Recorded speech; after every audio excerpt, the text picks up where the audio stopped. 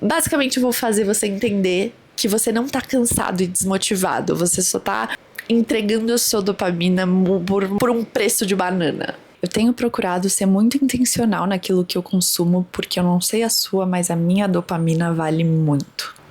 A gente não para de consumir o tempo inteiro e eu tenho ficado maluca com isso. Quando eu fui pro Pará, em janeiro de 2024, eu lembro que eu voltei muito reflexiva.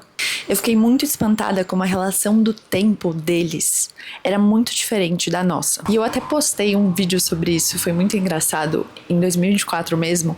E esse vídeo, ele viralizou meio que na bolha errada. Não na bolha errada, mas ele foi parar literalmente no Pará. E as pessoas ficaram muito ofendidas, porque eu fui meio que pro interior do Pará. E aí as pessoas ficaram tipo, mas o Pará não é só isso, não sei o que, não sei o que lá. Eu fiquei tipo, eu sei, gente, mas vale a reflexão? Enfim, eu fiquei muito espantada como a relação do tempo deles era diferente. E como, por estarmos em São Paulo, eu não sei onde você vive, mas se você vive uma vida agitada, você provavelmente entrou nesse vídeo porque você se identificou também com o título.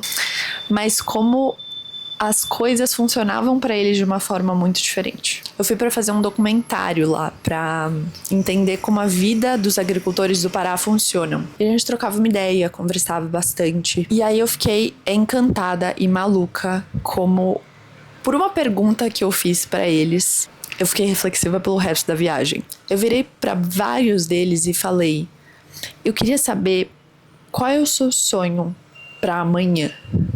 O que você espera pro amanhã? E o amanhã era muito vago pra eles, porque o nosso amanhã não é nem amanhã, é daqui uns 5 minutos. E o amanhã deles era daqui 5 anos. Então eles falavam, eu tô ansioso pra que o plantio dê.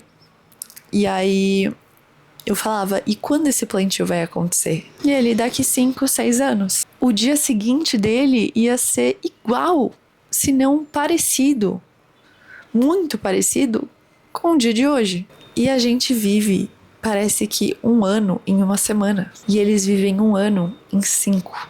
E aí isso me deixou muito reflexiva. E aí nesses últimos dias, me questionando sobre minhas motivações, sobre o porquê eu tô na Terra, sobre quem é criativo pensa demais. E ao mesmo tempo que isso é muito bom, isso é ruim. E aí, por eu estar pensando muito, eu estava evitando entrar nas redes sociais, porque eu comecei a perceber que eu acordava, consumia conteúdo, ia dormir, consumia conteúdo. Tudo que eu fazia na minha vida, eu tava consumindo conteúdo. E eu falei, Rafaela, o que você tá fazendo com a sua dopamina? E eu assisti um TEDx do Emanuel Aragão, O Estranho Caso da Vida Confortável e Sem Sentido.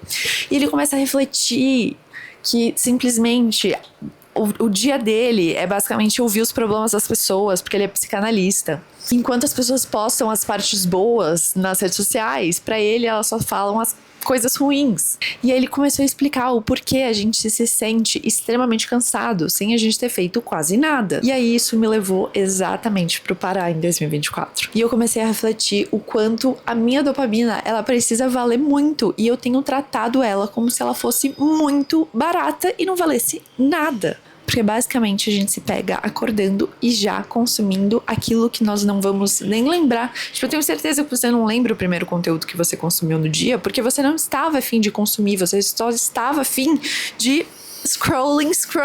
E a partir dessa reflexão, eu também recomendo pra você o livro Dopamina, A Molécula do Desejo. Esse livro é muito bom, eu não acabei ele ainda. Mas ele fala, basicamente, de amor, drogas, dominação, criatividade, loucura, política, progresso, harmonia. Tudo isso em relação com a dopamina. Eu fiz highlight numas frases aqui que englobam muito essa nossa relação com a dopamina, a relação que nós muitas vezes não entendemos e o quão importante é entendê-la para entender o que você tá sentindo, por que você não tá sentindo às vezes muita felicidade para as coisas, porque simplesmente você está viciado em uma dopamina extremamente barata, que é consumir esse conteúdo aí que você não sabe nem quem é do fulano e que não agrega em nada. Porque você fica tão ansioso em ter as coisas que quando você tem, você fica extremamente entediado. Porque nós temos a ânsia de ter, que a dopamina faz, e quando a gente faz, é pra fazer essa transição de temos. Agora, vamos ser satisfeitos com aquilo que temos? Nós não conseguimos ser satisfeitos. A gente fica tedioso por possuir aquela coisa, porque o fato de você conseguir, você já conquistou. Então, você já nem transiciona mais o seu cérebro para receber com prazer aquilo que você tem, pelo ato de conquistar a coisa. E aí você fica extremamente entediado quando você volta para a realidade, quando você volta a entender que aquilo que você estava vendo não é o que você tem, porque você passou tempo demais consumindo coisas fúteis e coisas que não te agregam em nada. E aí, na mistura de ler este livro, refletir o que a dopamina estava valendo para mim, o quanto eu estava vendendo a minha dopamina e o parar, o que isso tudo tem a ver? No livro, o autor ele explica que a dopamina, ela não está atribuída à felicidade, mas ela está atribuída ao desejo. O desejo por algo que ainda não chegou. Ou seja, quando a gente tá na rede social, a gente sempre tá esperando algo novo. Quando a gente tá consumindo os vídeos, né, TikTok, por aí vai, a gente tá sempre esperando pelo próximo estímulo. Quando a gente tá ansioso, é porque a gente sempre tá esperando pelo futuro. E o que eu senti no Pará era exatamente tudo isso, só que ao contrário. O Pará era a presença, era o presente, e a vida de agora que eu tinha, ou seja, a vida em São Paulo, era esse desejo constante por alguma coisa que eu não tenho. Tá entendendo? Tá fazendo sentido aí pra sua vida também? E eu voltei extremamente reflexiva por isso. Ou seja, eu saí de um ambiente que tinha muito estímulo dopaminérgico e fui para um ambiente que tinha zero estímulo. E aí voltei depois para São Paulo, para um ambiente novamente com muito estímulo. Redes sociais, pressão, comparação, produtividade, essa expectativa de propósito. E o meu cérebro falou: opa, temos algo muito contrastante, vou fazer a Ravela pensar muito. E aí por isso que surge essa sensação de por que eu tô cansada sendo que eu não fiz quase nada. Porque ao mesmo tempo que minha vida parece confortável, ela parece sem sentido. E porque eu não consigo sentir a mesma coisa que eu senti lá, no Pará.